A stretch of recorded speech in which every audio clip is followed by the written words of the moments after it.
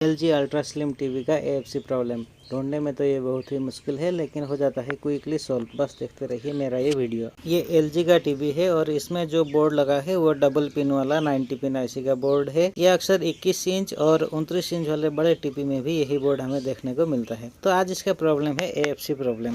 चलिए हम आ जाते हैं बोर्ड के पिछवाड़े में।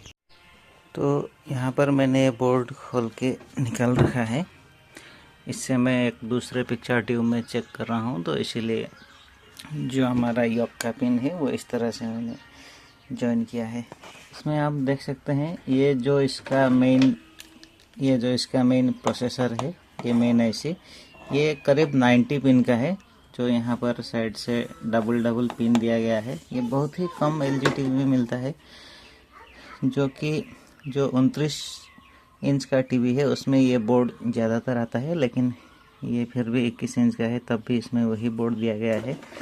और जहाँ ये बोर्ड दिया जाता है उसमें देखिए, यहाँ पर जो हमारा हॉरिजॉन्टल ड्राइव का सेक्शन है, यहाँ पर ये एक IC लगा होता है, ये एक पिन कुशन मॉसफेट लगा हुआ होता है। तो और इधर हमारा मेन जो ड्राइवर है उसमें भी एक ये वाला मॉसफेट और दूसरा ये डायोड एक लगा हुआ होता है। तो इस तरह का थोड़ा बड़ा सा सर्किट हमें देखने को मिलता है। और इसका जो EST है ये भी थोड़ा बड़ा सा होता है। इसमें 28 वोल्ट के लिए एक एक्स्ट्रा पिन होता है जो कि हमारा पिन कुशन सर्किट को कंट्रोल करता है।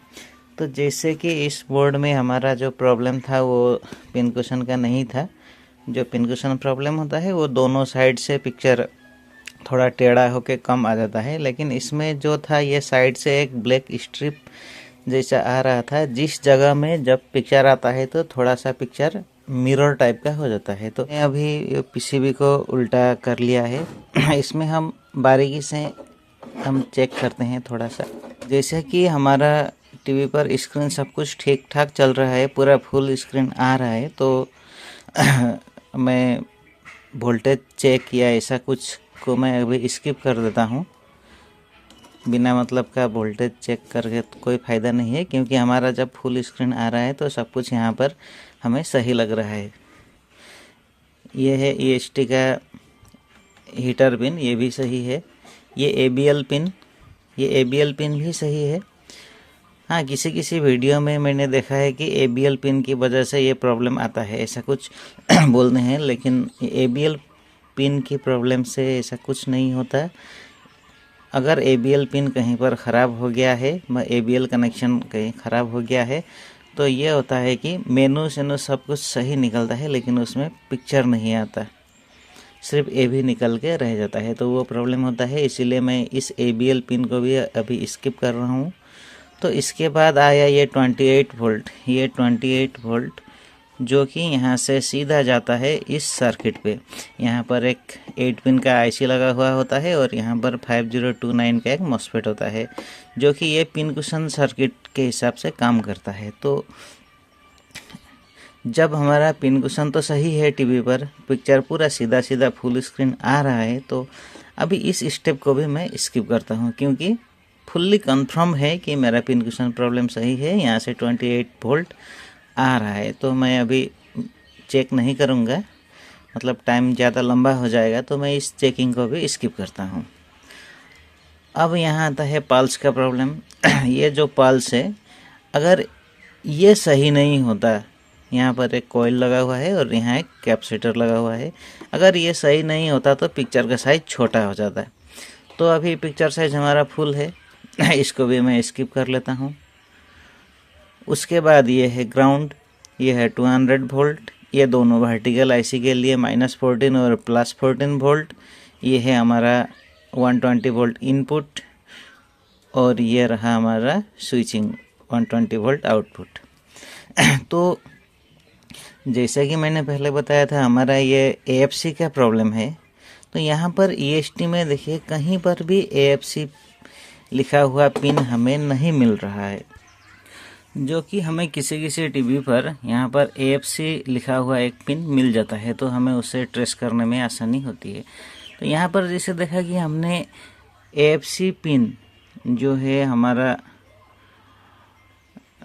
EST से जो भी हमारा करंट निकलता है फ्रीक्वेंसी बन के निकलता है उसको डायोड के द्वारा बिना डीसी में कन्वर्ट करते हुए उसको आईसी में ले जाया जाता है, तभी तो उसके फ्रीक्वेंसी आईसी में पहुंच जाता है। तो हम इस थ्योरी से कुछ मिलता जुलता हम फाइंड कर लेते हैं। जैसे कि एक हमारा एचटी पिन है जो कि हीटर का पिन, इसमें से जो वोल्टेज निकलता है ना वो कोई किसी डायोड से उसको डीसी नहीं कराया जाता है, उसको डायरेक्टली अप्लाई किया जाता है। तो हो सकता है कि हमारा एक एएफसी पिन हीटर का हो।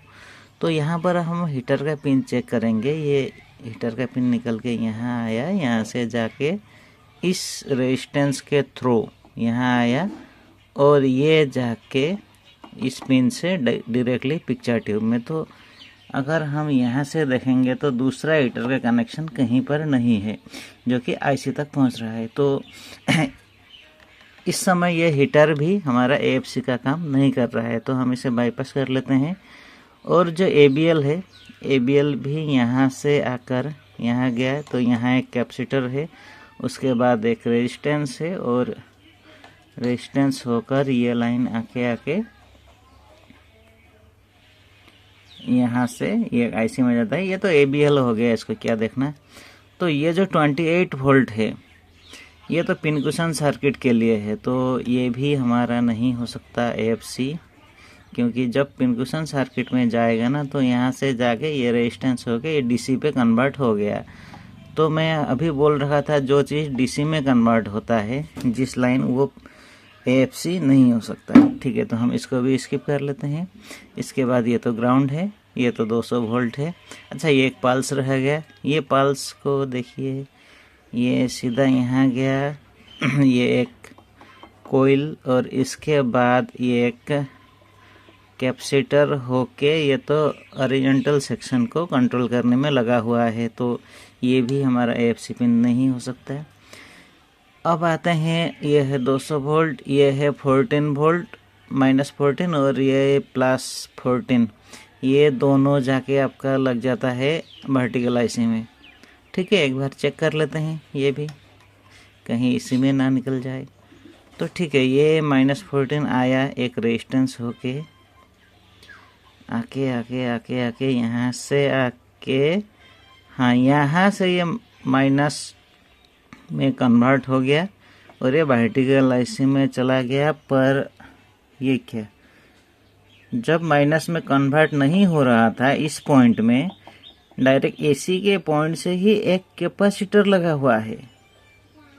एक कैपेसिटर लगाकर ये लाइन जाके, हाँ ये तो आईसी में जा रहा है, तो हमारा एएफसी पिन पक्का यही होगा। ठीक है, हम इसको चेक करते हैं। जो एएफसी का प्रॉब्लम बना हुआ होता है ना हमारा टीवी में, तो शायद यहीं से अब प्रॉब्लम निकलेगा। ठीक है, अभी हम इसको चेक करते हैं। तो जैसे कि मैंने एक हाथ से मोबाइल पकड़ रहा हूँ, तो मैं मल्टीमीटर के एक सिरे को मैंने यहीं पर लगा दिया। तो एएफसी हमारा निकल रहा था -14 के पिन से, ये पिन से निकल रहा था, यहाँ से यहाँ होके ये चीज़ बस ये जाके यहाँ से ये कैपेसिटर के थ्रू, हमारा ये डायोड के थ्रू तो आईसी को इसने माइनस करंट दे दिया, माइनस वोल्टेज दे दिया।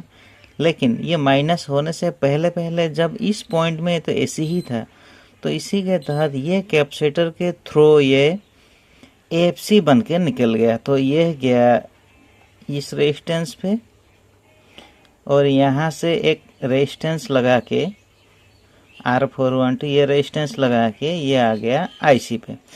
और इसको कंट्रोल करने के लिए ये एक जीना डायोड लगा हुआ है ताकि इसकी फ्रीक्वेंसी को सही से कॉन्स्टेंट रख सके। ये हुआ हमारा एएफसी पिन। तो यहाँ से अभी मैं चेक करता हूँ, ये मीटर को मैंने डायोड मोड पे लगा, बाजार मोड पे लगा दिया है।